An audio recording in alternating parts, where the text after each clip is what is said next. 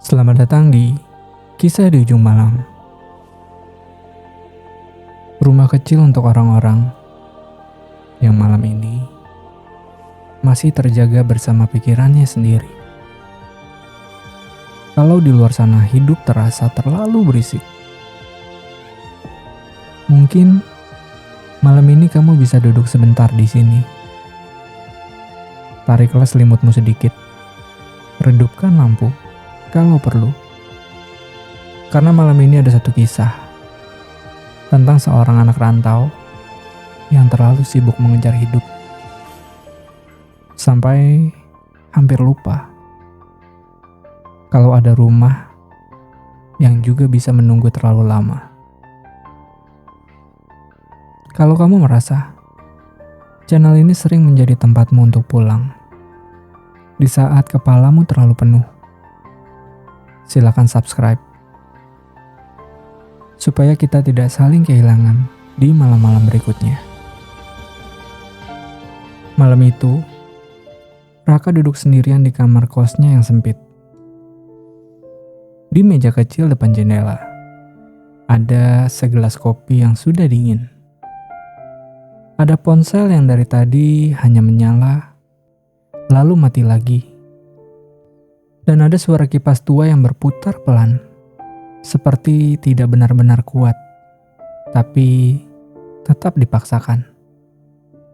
Raka baru saja pulang kerja, badannya capek, matanya panas. Kepalanya penuh dengan angka, target, dan pesan dari atasan yang belum sempat ia balas. Ia membuka ponselnya. Ada satu notifikasi dari rumah. Dari ibu. Halo nak, lagi sibuk ya? Raka menghela nafas kecil. Ia tidak langsung membalas. Karena di dunia anak rantau, ada hari ketika satu pesan dari rumah terasa lebih berat daripada lembur. Beberapa menit kemudian, notifikasi itu masuk lagi. Kali ini hanya suara pesan singkat. Suara ibu yang terdengar pelan. Hampir seperti sedang menahan sesuatu. Kalau belum sempat pulang, tidak apa-apa. Ibu cuma mau tahu kabar kamu. Raka menatap layar itu lama. Lama sekali. Sesuatu di dadanya terasa aneh. Bukan sedih, bukan juga takut. Lebih seperti tidak nyaman. Seperti ada pintu kecil di dalam hatinya yang diketuk pelan-pelan. Tapi ia pura-pura tidak dengar. Lalu ia membalas singkat. Bu, aku baik. Cuma sekarang lagi banyak kerjaan. Nanti, kalau aku sudah longgar, aku telepon lagi ya. Singkat, cepat, aman. Lalu ia meletakkan ponsel ke meja dan mencoba melupakan semuanya. Begitulah, kadang hidup di perantauan. Bukan karena tidak sayang, tapi karena terlalu lelah untuk menaruh perasaan di tempat yang benar. Malam itu sebenarnya tidak ada yang istimewa. Raka masih seperti biasa. Bangun pagi, naik transportasi yang penuh dengan orang.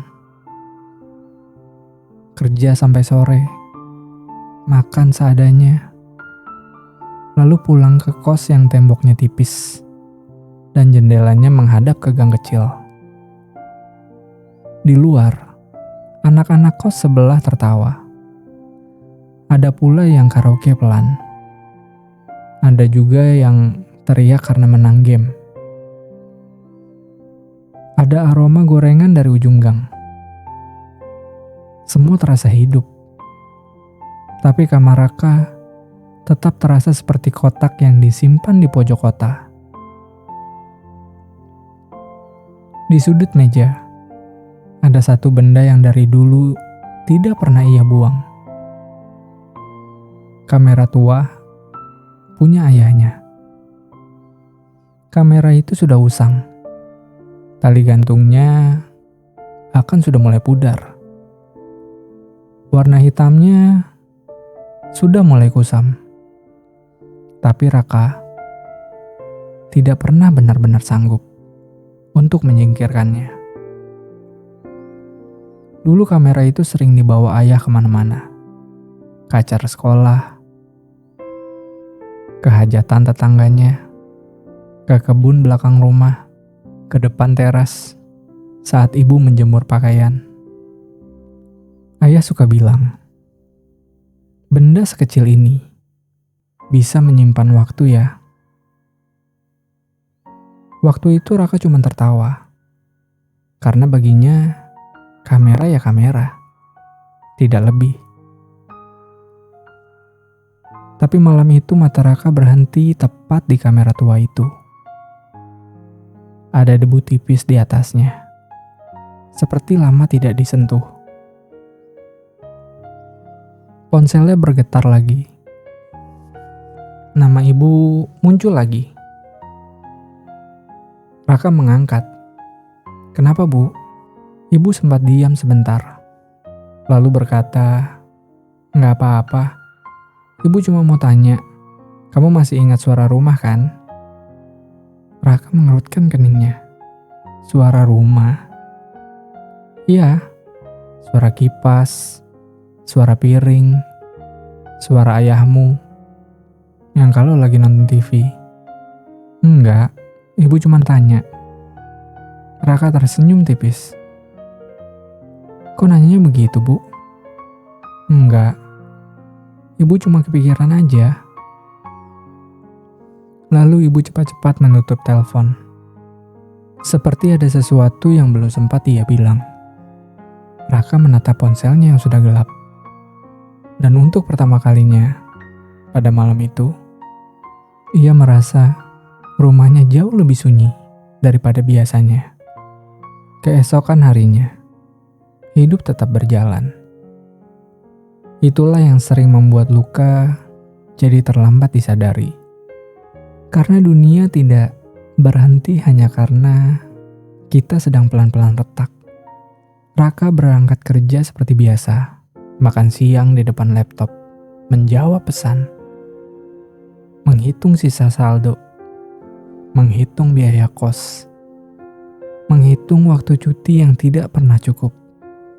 Siang itu, adiknya mengirimkan foto dari rumah. Hanya foto meja makan. Di atasnya ada 2 piring. 1 mangkuk sayur bening dan 1 gelas teh hangat. Dengan caption yang sederhana. Bapak bilang, kalau nanti kakak pulang, kursinya tetap disiapkan. Raka membaca itu sambil berdiri di lift. Ia menatap foto itu lama sekali. Tapi seperti biasa, ia menekan rasa itu turun pelan-pelan. Ia bilang pada dirinya sendiri, nanti juga pulang. Kalau kerjaan sudah selesai.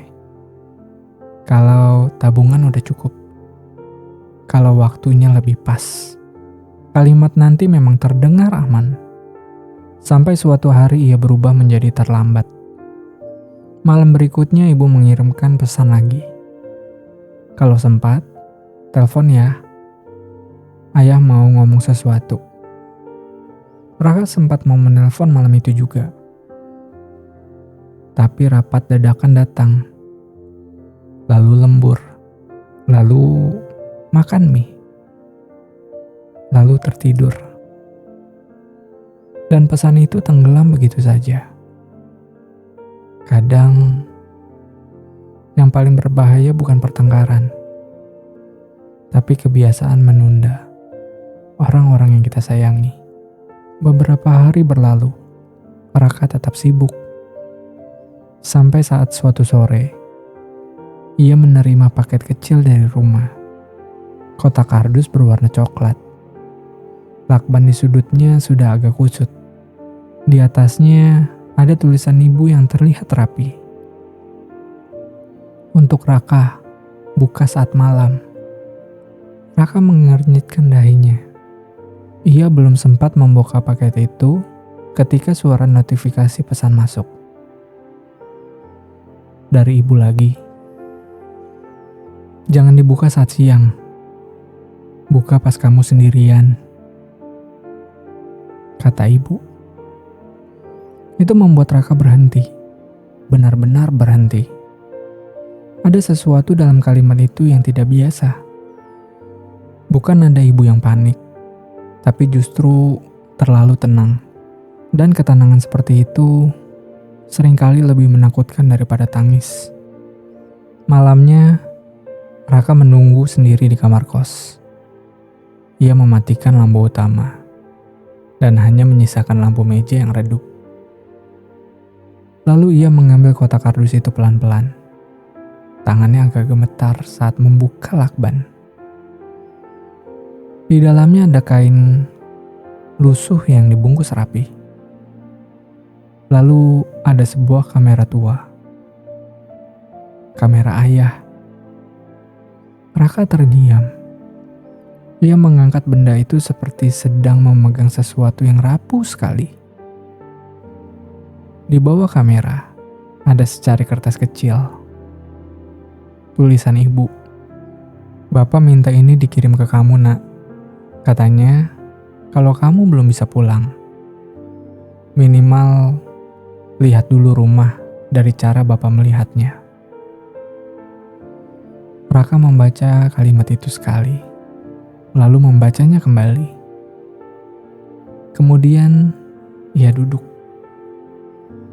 Di dalam kotak itu juga ada sebuah kartu memori kecil. Dan sebuah catatan lain. Tulisan ayah lebih tebal dan agak miring. Kalau baterainya masih kuat, lihat file yang paling terakhir. Raka menelan ludah. Ia mencari card reader pinjaman dari teman kos. Tangannya masih agak gugup saat membuka file-file di kartu memori itu. Awalnya biasa aja. Foto teras rumah, foto sendal ibu di depan pintu, foto piring makan, foto lampu dapur yang menyala kuning, foto kursi kayu di dekat jendela. Lalu video pertama, video pendek, ayah merekam halaman rumah saat sore. Ada suara ayam, suara angin, suara ibu yang memanggil dari dalam. Video kedua, meja makan kosong. Video ketiga, kursi yang biasa diduduki Raka masih kosong. Raka mulai merasa dadanya sesak. Karena ia tahu, ayah tidak merekam ini untuk gaya-gayaan. Ayah merekam ini seperti orang yang sedang menunggu. Satu file terakhir muncul di layar. Nama filenya sederhana. Kalau Kamu Rindu. Raka menatap nama itu lama sekali. Lalu menekan play. Di layar ayah duduk di teras rumah. Wajahnya lebih tua dari yang Raka ingat. Ada batu kecil di awal video. Lalu ayah tersenyum tipis ke arah kamera. Nak, suara ayah terdengar pelan, berat, tapi tetap hangat. Kalau kamu melihat video ini, berarti kamera ini sudah sampai ke tanganmu. Bapak sengaja merekam rumah ini satu-satu. Bukan buat bikin kamu sedih. Bapak cuma mau kamu ingat, rumah ini masih ada. Masih nungguin kamu. Raka menutup mulutnya. Matanya mulai panas. Kamu jangan terlalu keras sama diri sendiri. Bapak tahu, kamu kerja jauh itu capek. Bapak tahu, kamu pengen pulang. Tapi selalu menunggu waktu yang pas. Cuma, terkadang waktu yang pas memang tidak datang sendiri. Kalau kamu nanti sempat, pulanglah. Bukan karena rumah ini rusak, bukan karena ada masalah besar, tapi karena bapak dan ibumu ingin lihat kamu makan di meja yang sama lagi. Raka sudah tidak bisa diam. Air matanya jatuh satu, lalu dua, lalu ia menunduk. Menahan nafas seperti orang yang baru sadar ia sudah terlalu lama menahan tangis. Di video, ayah tersenyum lagi. Lalu berkata, "Bapak taruh kamera ini bukan supaya kamu lihat rumah dari jauh, tapi supaya kamu ingat, ada tempat yang selalu nerima kamu pulang. Bahkan saat kamu sendiri lupa cara untuk kembali." Video selesai. Dan kamar kos yang sempit itu mendadak terasa sangat dingin. Raka langsung menelpon ke rumah. 1 kali, tidak diangkat. 2 kali, masih tidak diangkat. Baru panggilan ketiga, suara ibunya muncul. "Halo nak, ibu, kamu sudah lihat ya nak? Kenapa baru sekarang ibu kasih video itu ke aku? Itu semua karena bapak yang minta nak." "Bu, bapak kenapa?" Hening yang panjang, bahkan terlalu panjang. Lalu suara ayah terdengar. Serak, tapi masih jelas. "Raka?" Mendengar suara itu saja dada Raka rasanya semakin berat. "Pak, bapak kenapa nggak bilang dari awal?" Ayahnya terdiam, lalu menjawab, "Karena bapak nggak mau kamu pulang dalam keadaan khawatir. Kamu di sana sudah cukup berat. Bapak nggak mau jadi beban tambahan." "Beban gimana pak? Bapak itu rumah aku." Kalimat itu keluar begitu saja, tanpa dipikir. Dan justru karena itulah, kalimat itu terasa paling jujur. Di seberang sana, ibu menarik nafas kecil. Ayah juga diam. Lalu ayah berkata pelan, "Terkadang, orang tua memang lebih takut merepotkan anaknya daripada sakitnya sendiri." Raka menunduk. Air matanya jatuh lagi. Kali ini tidak ia tahan. "Pak, aku kira masih ada waktu." "Ada nak, masih. Tapi jangan semua waktu kamu kasih ke hal yang cuma bikin kamu jauh dari rumah." Raka menutup matanya. Ia seperti ditampar pelan oleh kalimat itu. Bukan karena keras, tapi karena benar. Ibu lalu bicara. Suaranya ikut bergetar. "Bapak cuma batuk-batuk biasa aja kok nak. Jangan dibesar-besarkan. Tapi rumah memang agak sepi sejak kamu jarang pulang." Kalimat itu sederhana, tapi Raka merasa seperti seluruh tubuhnya ditarik ke satu titik yang sangat kecil. "Bu, aku pulang ya." Ayah menjawab cepat, seolah sudah menunggu kalimat itu sejak lama. "Pulanglah, kalau bisa malam ini. Kalau belum bisa, besok pagi juga tidak masalah. Tapi jangan ditunda terlalu lama." Raka mengangguk, meski mereka tidak bisa melihatnya. "Masih ada kursi itu, Pak?" tanya Raka. Lalu ibu menjawab, "Masih. Kursi yang biasa kamu duduki masih ada." Raka menarik nafas panjang. Baru kali ini ia benar-benar paham bahwa rumah bukan hanya sekedar bangunan. Rumah adalah orang-orang yang masih menyisakan kursi untukmu. Walau kamu lama tidak datang. Pagi-pagi sekali Raka naik bis pertama ke kampung halamannya. Jalan masih basah, langit pun masih abu-abu. Ia duduk di dekat jendela sambil memeluk tas kecil. Di dalam tas kecil itu ada kamera tua ayahnya. Perjalanan terasa panjang, tapi kali ini bukan karena macet, melainkan karena hatinya sudah terlalu lama pulang lewat bayangan. Baru sekarang badannya benar-benar ikut bergerak. Begitu sampai di gang rumah, Raka berhenti sejenak. Ia melihat rumah itu dari jauh. Semuanya masih sama. Dinding depannya yang sedikit pudar, pagar kecil, pot tanaman di samping pintu, lampu teras yang masih sama, dan di depan pintu ada sandal ibu. Masih di tempat biasa. Raka menelan ludah. Langkahnya pelan, terlalu pelan. Seperti ia takut kalau berjalan terlalu cepat semua ini akan hilang. Pintu rumah dibuka. Ibu berdiri di sana. Matanya merah. Wajahnya lelah.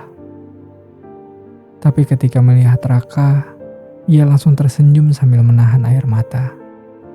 "Nak, kamu benar-benar pulang." Raka tidak menjawab. Ia hanya memeluk ibunya lama sekali. Seperti anak kecil yang akhirnya berhenti berpura-pura kuat. Lalu dari dalam rumah, ayah muncul. Tubuhnya tampak lebih kurus. Langkahnya lebih pelan. Tapi matanya masih sama. Mata yang dulu sering merekam hal-hal kecil tanpa banyak bicara. Raka langsung menghampiri ayahnya. Ayah membuka tangan dan mereka berpelukan. Tidak ada kata-kata besar. Tidak ada juga penjelasan yang panjang. Hanya ada pelukan yang lama, diam, dan berat.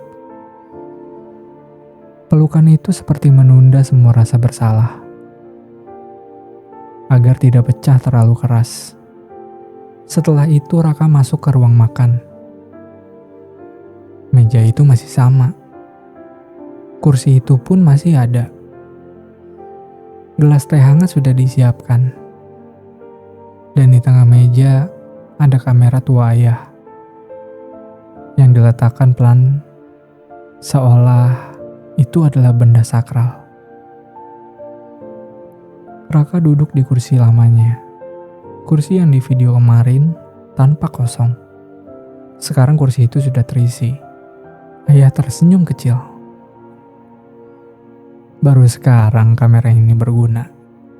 Raka memandang kamera itu, lalu tertawa pelan di sela air mata. Bukan kameranya, Pak. Aku yang terlalu lama nggak lihat rumah. Ayah hanya mengangguk. Ya, kadang begitu. Mereka duduk lama di meja makan. Ibu menuangkan teh. Ada suara sendok kecil di gelas. Ada kipas angin yang berputar pelan. Ada bau nasi hangat dari dapur. Ada suara ayam dari belakang rumah. Semua yang dulu terasa biasa, kini terdengar seperti hal-hal yang hampir hilang.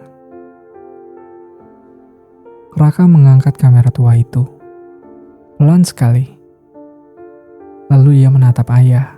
"Pak, ajarin aku pakai ini lagi." Ayah tersenyum. Tersenyum yang kecil. Tapi cukup untuk membuat dada Raka sedikit longgar. "Boleh. Tapi kali ini bukan buat merekam rumah dari jauh." "Terus buat apa, Pak?" "Buat merekam kalau kamu akhirnya benar-benar pulang." Raka menunduk. Air matanya turun lagi. Namun kali ini rasanya bukan luka. Lebih seperti lega yang datang terlambat. Tapi masih sempat untuk singgah. Begitulah kadang rindu itu bekerja. Ia tidak berisik. Ia hanya menunggu di sudut yang paling sunyi. Sampai kita sadar bahwa yang paling kita cari selama ini bukanlah tempat yang baru, tapi suara yang memanggil kita pulang. Malam itu, Raka akhirnya mengerti satu hal sederhana, bahwa pulang bukan cuma soal jarak, tapi soal keberanian untuk berhenti sebentar dari hidup yang terus ditarik ke depan. Selama ini, ia terlalu sibuk mengejar hari esok, sampai lupa kalau rumah juga punya umur. Lampu teras juga bisa redup, kursi makan juga bisa terus kosong. Dan orang tua tidak selalu menunggu dengan suara keras. Kadang mereka menunggu dalam diam yang panjang. Ada hal-hal baru yang terasa mahal setelah hampir hilang. Suara ibu memanggil dari dapur, batuk kecil ayah di teras, teh hangat yang diletakkan tanpa banyak tanya, kursi yang sengaja tidak pernah dipindah. Dan mungkin itulah yang paling sering kita lupa saat jadi anak rantau. Bahwa rumah tidak pernah menuntut kita jadi kaya dulu untuk boleh pulang. Rumah cuma ingin kita datang, duduk sebentar, makan bersama, dan membiarkan diri kita diingatkan kalau kita masih punya tempat untuk kembali. Kalau malam ini hatimu juga sedang jauh dari rumah, mungkin kisah ini terasa dekat. Karena rindu memang begini. Ia tidak selalu menangis. Kadang ia hanya muncul saat kita melihat kursi kosong, lampu teras, atau pesan singkat dari ibu yang bilang, "Tidak apa-apa kalau belum sempat pulang." Padahal di balik kalimat itu, sering ada doa yang tidak pernah diucapkan dengan suara keras. Kalau kamu juga punya cerita yang terlalu sesak untuk kamu pendam sendiri, mungkin kamu bisa titipkan ke surat tengah malam. Kadang manusia hanya butuh didengar, supaya tidak merasa sendirian. Dan begitulah, ada rasa sakit yang memang tidak pernah benar-benar selesai, meski sudah diceritakan. Tapi, setidaknya malam ini, ia tidak lagi duduk sendirian di dada seseorang. Terima kasih untuk kamu yang sudah bertahan sampai sejauh ini. Semoga setelah video ini selesai, hatimu sedikit lebih lega. Selamat malam. Kita bertemu lagi di ujung sunyi yang berikutnya.